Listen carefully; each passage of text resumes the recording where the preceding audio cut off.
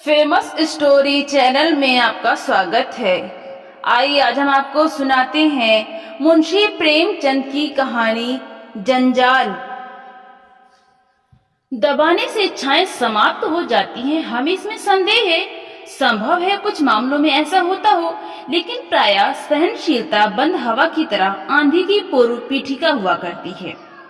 पार्वती को अपने पति के साथ रहते 5 साल से ज्यादा हो गए, लेकिन उसने उनसे कभी कोई फरमाइश नहीं की। यदि वो कभी दबी जबान से या परोक्ष रूप से किसी गहने या कपड़े की चर्चा करती, तो सुरेंद्र नाथ अत्यंत बेबसी के साथ कहते, मेरी आमदनी और खर्च का हिसाब तुम्हारे हाथ में है।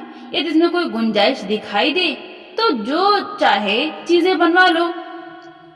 इससे अधिक प्रसन्नता की बात मेरे लिए क्या होगी कि तुम्हें गहनों से सजी देखूं।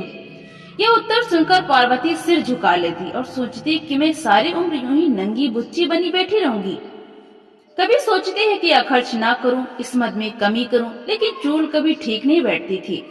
उसके पास पहले के भी कुछ गहने थे, लेकिन वो उन्हें भी नहीं पहनती थी। त्योहार या उत्सव में भी वो प्रायः सादी साड़ी पहनकर ही रह जाती थी।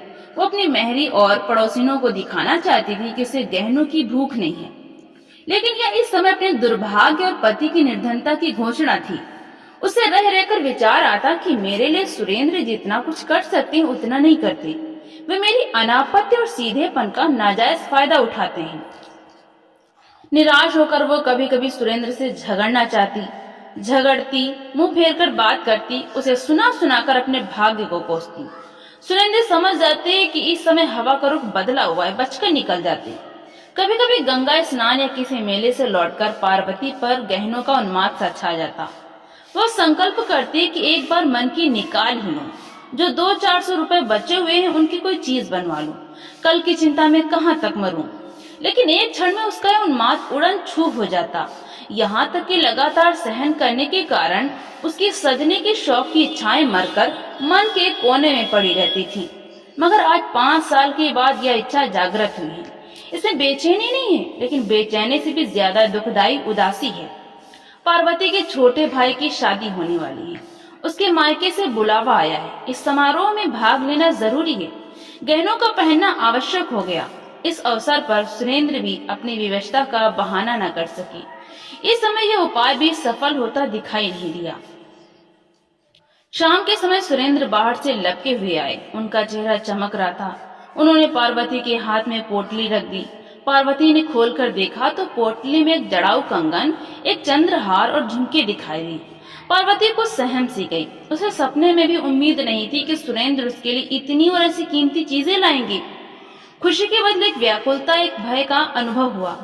वो डरते डरते बोली, ये कितने के हैं? सुरेंद्र, पसंद तो है ना? पार्वती, पहले दाम तो बताओ। सुरेंद्र, 400। पार्वती, सच? सुरेंद्र, मेरे पास और रुपए कहाँ थे? पार्वती, उधार तो नहीं लेने पड़े? सुरेंद्र, नहीं, उधार क्या लेना? पार्वती, तब पसंद है। सुरेंद्र ने वास्तविकता छिपानी चाहिए थी, लेकिन अपनी विशाल हृदयता का बखान के बिना न रह सके। सोचा कि इन्हें क्या पता चलेगा कि इनके लिए इस समय कितने बोझ के नीचे दबा जा रहा हूँ। बोले, सच सच कह दूं, 1200 लगे। पार्वती ने पति को तिरस्कार की दृष्टि से देखते हुए कहा, तो इतनी चीजें लाने की क्या जरूरत थी? दानवीर जैसी लापरवाही के साथ सुरेंद्र बोले, एक मुद्दत के बाद जब जेवर बनवाने लगा तो कंजूसी करने बैठता। शर्म भी तो कोई चीज है। पार्वती ने पति की ओर कृतज्ञता की दृष्टि से देखा। उसमें कुछ प्यार की झलक थी, कुछ शिकायत की, कुछ गर्व की, कुछ परेशानी की। उसने और अधिक प्रश्न न किए कि कहीं कोई ऐसी बात कानों में न पड़ जाए जिससे इन गहनों को वापस कर देना ही जरूरी हो जाए। जिस व्यक्ति के हलक में प्यास से कांटे पड़े हुए हों, वो यह नहीं पूछता कि बर्तन कैसा और पानी किसने भरा है। 1 हफ्ते तक पार्वती एक दूसरी ही दुनिया में रही। उसके अंदाज में एक शान, बातों में अभिमान और चेहरे से अमीरी झलकती थी। कितने ऐसे काम जिन्हें वो पहले संकोच कर लिया करती थी, अब उसे दूभर लगने लगे। यहाँ तक अपनी नन्ही बच्ची तारा को गोद में लेते हुए भी उसे अपने कपड़े मैले होने की आशंका होने लगती। लेकिन वो स्वयं अपने व्यवहार में आए इस परिवर्तन से अनजान थी। 7वें दिन उसका भाई आया और पार्वती मायके चली। उसने सुरेंद्र से हर तीसरे दिन पत्र भेजने का आश्वासन लिया। उनके सामने खड़ी घंटों रोती रही। ऐसा मालूम होता था कि बिछोड़ने के दुख से उसका कलेजा फटा जा रहा है। लेकिन घर से निकलते ही दिखावे की इच्छा उसके मन पर छा गई। वो गाड़ी के एक जनाने डिब्बे में आकर बैठी जिसमें अधिकांश महिलाएं निम्न वर्ग की थीं। उन्होंने पार्वती को आतंकी दृष्टि से देखा और इधर उधर सिमट गईं। पार्वती खिड़की के सामने जाकर ऐसे बैठी मानो इतनी आभगत उसका जन्मसिद्ध अधिकार हो। उसे गाड़ी में भले खानदान की केवल एक ही महिला दिखाई दी। उसका चेहरा गंभीर था, वह एक साफ साड़ी पहने हुई थी, पैरों में स्लीपर थे, हाथों में चूड़ियां, लेकिन शरीर पर गहने के नाम पर एक तार तक न था। वो निम्न वर्ग की कई महिलाओं के बीच हाथ पांव से कोड़े बैठी थी। मन ही मन पार्वती ने कहा, निस्संदेह सुंदर महिला है, लेकिन सम्मान कहाँ? कोई बात भी तो नहीं पूछता है, कोने में दबी बैठी है। शरीर पर 4 गहने होते तो यही सब ओछी महिलाएं इसका सम्मान करती। नीचे फर्श पर पार्वती के निकट ही एक गरीब महिला बैठी हुई थी। उसकी गोद में एक बच्चा था जो रह रहकर इतने जोर से खांसता और चीख मारता कि पार्वती मन ही मन झुंझलाकर रह जाती। जब उसे रहा न गया तो उसने उस महिला से कहा, तुम दूसरी पटरी पर जा बैठो, इस लड़के के खांसने से मुझे नींद नहीं आ रही है। गरीब महिला ने पार्वती की ओर आश्चर्य से देखा और धीरे से सरक गई। रात आधी से अधिक बीत गई थी, खिड़कियों से ठंडी हवा आ रही थी। गरीब महिला ने खिड़कियां बंद करनी चाहिए तो पार्वती ने आदेशात्मक स्वर में कहा, नहीं रहने दो, मुझे गर्मी लग रही है। धीरे धीरे बच्चे की खांसी बढ़ने लगी। कुछ देर तक वो चिल्लाता रहा, फिर उसका गला पड़ गया। उसने दूध पीना छोड़ दिया। सामने बैठी सीधी सादी महिला कुछ देर तक तो बच्चे को देखती रही, फिर उसने उस गरीब महिला के पास आकर बच्चे को गोद में ले लिया। बच्चे की हालत खराब थी, सीने पर बलगम जमा हुआ था, लगता था कि निमोनिया की शुरुआत है। उसने फौरन अपना बक्स खोलकर उसमें से एक दवा निकाली और हवा से बचाकर बच्चे के सीने पर हल्के हाथ से मलने लगी। फिर दूसरी शीशी से एक चम्मच दवा निकालकर बच्चे को पिलाई। गाड़ी की सब महिलाएं आकर बच्चे के निकट खड़ी हो गईं। निरंतर 1 घंटा तेल मालिश करने के बाद उस भली महिला ने अपने बक्से से एक फलालेन का टुकड़ा निकालकर बच्चे के सीने पर बांध दिया। बच्चा सो गया। वो रात के 3 बजे तक बच्चे को गोद में लिए 1-1 घंटे पर दवा पिलाती रही। बच्चे ने दूध पीना शुरू किया। उसके गले की घरघराहट रुक गई और वो मौत के फंदे से निकल आया। बच्चे की मां अपनी उपकारिणी के पांव पर गिर पड़ी और रो रो कर उसे धन्यवाद देने लगी। इलाहाबाद में पार्वती और वो सीधी सादी महिला दोनों उतरी। पार्वती का भाई आकर कुलियों को पुकारने लगा। जब कोई कुली न आया तो पार्वती को ही अपने संदूक, बिस्तर आदि उतार कर भाई को देने पड़े। उसकी रेशमी जाकट चिरक गई। उधर उस गंभीर सीधे सादी महिला ने जैसे ही अपना बिस्तर उठाया तो लपक कर एक महिला ने उसके हाथों से बिस्तर ले लिया। दूसरी ने उसका संदूक उतार लिया। तीसरी ने उसका दवाओं का बक्स उठाया और कई महिलाएं उसे धर्मशाला तक पहुंचाने आई। बीमार बच्चे की मां बार बार उसके आगे हाथ जोड़ती और पैरों पर गिरती। दूसरी महिलाएं भी उससे गले मिली। ऐसा लगता था मानो वे अपने किसी आत्मीय से बिछुड़ रही हों। लेकिन किसी ने पार्वती की बात भी न पूछी। उसके जाने से सब महिलाओं को सच्ची खुशी हुई, मानो सिर से बला ही टल गई। अब उन्हें जरा कमर सीधी करने की जगह तो मिलेगी। बीमार बच्चे की मां ने तो उसे घृणा की दृष्टि से देखा और मन ही मन उसे जी भरकर कोसा। पार्वती ने मन में कहा, सीधी सादी औरत ने तो अच्छा ही रंग जमा लिया। सभी महिलाएं अनुचरी बन गई, मानो कोई मंत्री फूंक दिया हो। गंवारों के बीच तो ऐसा हो सकता है, परंतु किसी भले घर में इसे कौन घास डालेगा। पार्वती का मायका शहर से सटी एक ऐसी बस्ती में था जिसे न शहर कह सकते थे न देहात। वहाँ शहर की तो एक भी सुविधा न थी, मगर देहात के सभी कष्ट मौजूद थे।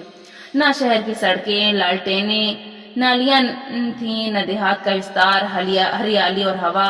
वहाँ का दूध शहर वाले पीते थे, सब्जी शहर वाले खाते थे, लकड़ी शहर वाले जलाते थे। वहाँ के मजदूर काम करने शहर में जाते थे। खाने पीने की चीजें वहाँ शहर से आकर ही बिकती थी। पार्वती के पिता के पास कुछ जमीन थी, लेकिन वे मजदूरों की कमी के कारण खेती न कर सकते थे। उसके दोनों भाई अंग्रेजी पढ़ते और वकालत का सपना देखते थे। भोले भाले से चालाक बनने की धुन सवार थी। बेटी का ठाट बाट देकर पार्वती की मां फूली न समाई। उसकी दुनिया इन्हें गिने मकानों और उनके निवासियों तक सीमित थी। वहाँ के गहने, कपड़े, शादी ब्याह, झगड़े टंटे उसके अस्तित्व की धुरी थे। वो उनमें ही बसती थी और उन्हीं का सपना देखती थी। मोहल्ले में किसी के घर बच्चा पैदा होना उसके लिए पनामा नहर के उद्घाटन से भी बड़ी घटना थी, और किसी घर में एक नए कंठे का बनना देहली के निर्माण से कहीं अधिक शानदार। पार्वती को देखकर बाग बाग हो गई। उसे साथ लेकर पड़ोसियों के घर गई। जो भी उसके कंगन और चंद्रहार को देखता लोटपोट हो जाता। माँ सामने वाले की सामर्थ्य के अनुसार उन गहनों का मूल्य बढ़ाती रहती थी। 2-3 दिन पूरे मोहल्ले में उन गहनों की नुमाइश हुई। पार्वती का सिक्का जम गया, उसका रौब बैठ गया। पार्वती की चाल ढाल से क्षान टपकती थी। वो खाना खाने बैठती तो नाक से कोड़ लेती, घी बेस्वाद है, पानी पीती तो मुंह बनाकर, ठंडा नहीं है। माँ सब कुछ सुना सुना कर कहती, भला इनसे पूछो घर का सा सुख यहाँ कहाँ मिलेगा। वह अपने मन का खाती थी, अपने मन का पहनती थी। यहाँ गृहस्थी में तो मोटा महीन सब मिलेगा, मगर बेचारी में जरा भी ऐंठ नहीं है। वही पुराना स्वभाव है, वही अल्लड़पन। पार्वती की बिटिया तारा पूरे मोहल्ले की गुड़िया बनी हुई थी। सभी छोटे बड़े उसे गोद में उठाते और प्यार से चूमते। कोई कहता, बेटी यह हंसली हमको दे दो, तो तारा तोतली बोली में कहती, हमाली है। कोई पूछता, बेटी ये कड़े किसने बनवाए हैं? तारा कहती, मेरे बाबूजी ने। शादी का दिन निकट आ गया, रस्म रिवाज होने लगे, मोहल्ले की औरतें बन संवार कर आने लगीं, लेकिन पार्वती उन सबकी रानी लगती थी। सभी औरतों की दृष्टि उसके कंगन, चंद्रहार और झुमकों पर ही टिकी रहती। सब उसे दबती, उसका लिहाज करती, उसकी हाँ में हाँ मिलाती। पार्वती को यह सम्मान केवल अपने गहनों के बल पर ही मिल रहा था। बारात चलने के दिन न्योते में सुरेंद्रनाथ भी आए। जब वे शाम के समय घर में गए तो मुस्कुराकर पार्वती ने कहा, आज जी चाहता है कि तुम्हारी पान फूल से पूजा करूं। मुस्कुराकर सुरेंद्र ने कहा, बनी रहो। पार्वती, नहीं सच कहती, उस समय मन यही चाहता है। तुम्हारे इन गहनों ने मेरा बोलबाला कर दिया। सारे मोहल्ले में धाक जम गई, सबकी सब पानी भरती हैं। ये न होते तो झूठे भी कोई बात न पूछता। अपनी जमा अपने घर में है, लेकिन नेक नामी मुफ्त। ऐसा सौदा और क्या होगा? सुरेंद्र, मैं जानता तो दो एक चीज और ले आता। पार्वती, ओह तब तो सारे मोहल्ले में मैं ही मैं होती। औरत की इज्जत गहने कपड़े से होती है, नहीं तो अपने माँ बाप भी आंख से गिरा देती हैं। सुरेंद्र पछताया कि और गहने क्यों न खरीद लिए, भले 200-400 और उधार हो जाते, इसकी लालसा तो मिटती। पार्वती को मायके में रहते 2 महीने हो गए। सुरेंद्र को दफ्तर से छुट्टी न मिली, क्या कर ले जाती। शादी का सब काम पूरा हुआ, मेहमान विदा हो गए, सन्नाटा छा गया। धीरे धीरे पड़ोसियों का आना जाना भी बंद हुआ। पार्वती के गहनों के 4 दिन के साम्राज्य का अंत हो गया। वही गहने थे, वही कपड़े, मगर अब उन्हें देखने में क्या आनंद आता। अब पूरे पूरे दिन पार्वती अकेली बैठी रहती। कभी कोई औरत मिलने आ भी जाती तो बस 2-4 बातें करके ही अपनी राह लेती। किसी को भी अपने घर के कामकाज से फुर्सत न थी। यह अकेलापन पार्वती को बहुत अखरता। मायके से उसका मन उचाट हो गया। उसे पता चल गया कि नित्य नए गहने बनते रहने से ही उसकी बात बनी रह सकती है।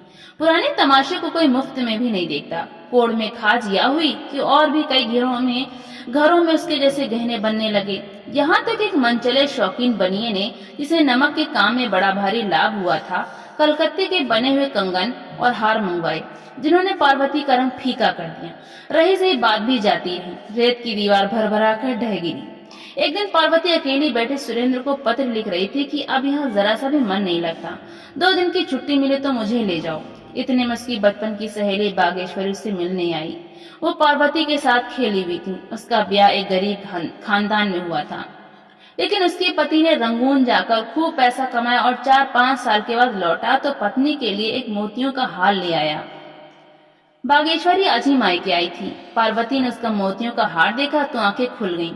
2000 से कम का नहीं होगा।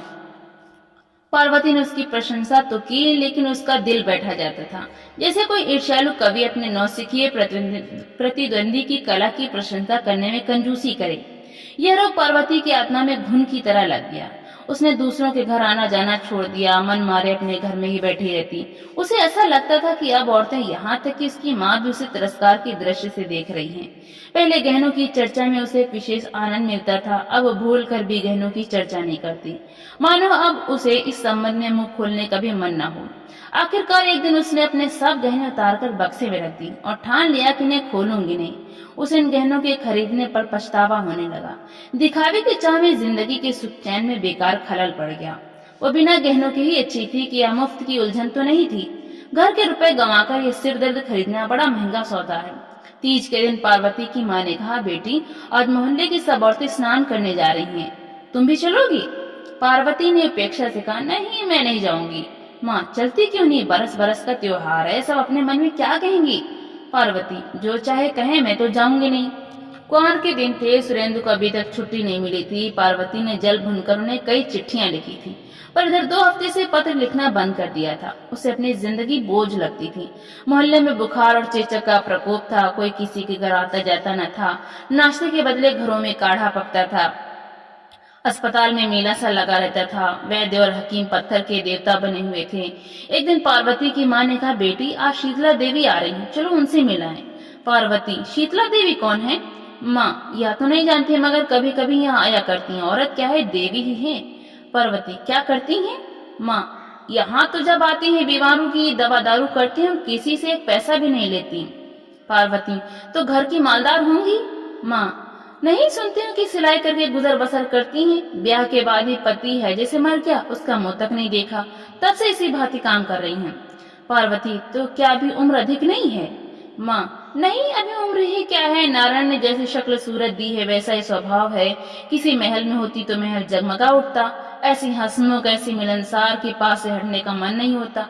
जब तक यहाँ रहती हैं भीड़ लगी रहती है, पूरा मोहल्ला घेरे रहता है।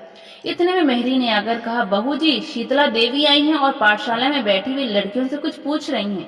कई लड़कियों को तो इनाम भी दिए हैं, मैं भी जाती हूँ, जरा दर्शन कराऊं। माँ ने कहा, अरे तू पानी तो भर दे, न जाने कब तक लौटेगी। मेहरी, अभी लौटी आती हूँ, कहीं ऐसा न हो कि चली जाए। मेहरी के जाने के 1 घंटे बाद पार्वती की वही मोतियों के हार वाली सहेली आकर बोली, चलो बहन शीतला देवी से मिलाएं, मोहल्ले की सभी औरतें जा रही हैं। पार्वती को भी उत्कंठा हुई। तारा को एक अच्छी सी फ्रॉक पहना दी, परंतु स्वयं वही सादी सी साड़ी पहने शीतला से मिलने चली, गहने नहीं पहने। जब दोनों सहेलियां पाठशाला में पहुंची तो औरतों और बच्चों की भीड़ जमा थी। शीतला देवी जमीन पर बैठे हुए बच्चों को देख रही थी और बक्स से निकाल निकाल कर दवा देती जाती थी। मानो पेड़ों की छांव में एक उजला कुंड था, वैसा ही मौन, गंभीर, शांतिमय और सुंदर। शीतला की आंखों से एक चित्ताकर्षक पवित्रता झलक रही थी। पार्वती ने उसे पहचान लिया। यह वही सीधी सादी महिला थी जिसे उसने गाड़ी में देखा था। पार्वती ने देखा कि इस औरत के सामने मैं कैसी निकृष्ट हूँ, और कुछ मैं ही नहीं, मोहल्ले की वे सभी औरतें जो गहनों से गोंडली की भांति सजी हुई हैं, इस औरत के सामने सेविकाओं की भांति खड़ी हैं। यदि ये सभी अपने को सोने से मढ़वा ले तो भी क्या क्या इनका ऐसा सम्मान हो सकता है? इसे बात करके कौन निहाल नहीं हो जाता? और जो बीमार है वे तो मानो बिना दाम के ही गुलाम है। सचमुच इसी का नाम सम्मान है। यह क्या कि 4 औरतें आवे और आंखें मटका मटका कर हमारे गहनों का बखान करने लगे, मानो हमारा शरीर नहीं बल्कि गहनों की नुमाइश का मैदान ही हो। आज से 1 महीना पहले शायद इस प्रकार के विचार पार्वती के मन में न उभरती, लेकिन आजकल गहनों से उसका मन फिरा हुआ था। सामान्य रूप से दार्शनिक विचारों के मूल में निराशा और उदासी ही होती है। पार्वती चित्रलिखित सी खड़ी शीतला देवी का तौर तरीका, बात करने का ढंग और आत्मीयतापूर्ण व्यवहार ध्यान से देखती रही। वो सोचती थी, यह औरत कितनी सुंदर है, लेकिन इसके साथ ही इच्छाओं से कितनी मुक्त। मैं सम्मान की भूखी हूँ, लेकिन मैं जिसे सम्मान समझती थी वो यथार्थ से कितना दूर है। मैं अभी तक छाया के पीछे ही भाग रही थी, आज उसका वास्तविक रूप दिखाई दिया है। जब शाम ढल गई और भीड़ छंटी तो शीतला देवी की दृष्टि पार्वती पर पड़ी। उसे तत्काल पहचान कर बोली, बहन तुम्हें तो मैंने रेलगाड़ी में देखा था। पार्वती ने कहा, हाँ उस दिन मैं यहाँ आ रही थी। शीतला देवी ने पार्वती को सर से पांव तक देखा और फिर उसकी सहेली बागेश्वरी की ओर प्रश्नवाचक दृष्टि से देखा। मुस्कुराकर बागेश्वरी ने कहा, कुछ दिनों से गहने नहीं पहनती। शीतला, क्यों, गहनों से नाराज हैं? बागेश्वरी, इनका मन ही जाने। पार्वती, आप भी तो नहीं पहनती? शीतला, मुझे मैसर ही कहा, मैं तो भिखारी हूँ, बहनों की सेवा करती हूँ और पुण्य के मारे में वे जो कुछ दे देती हैं उसी से अपना पेट पालती हूँ। पार्वती, मुझे भी अपने जैसी भिखारिन बना दीजिए। शीतला देवी हंसकर उठ खड़ी हुई और बोली, भीख मांगने से भीख देना बहुत अच्छा है।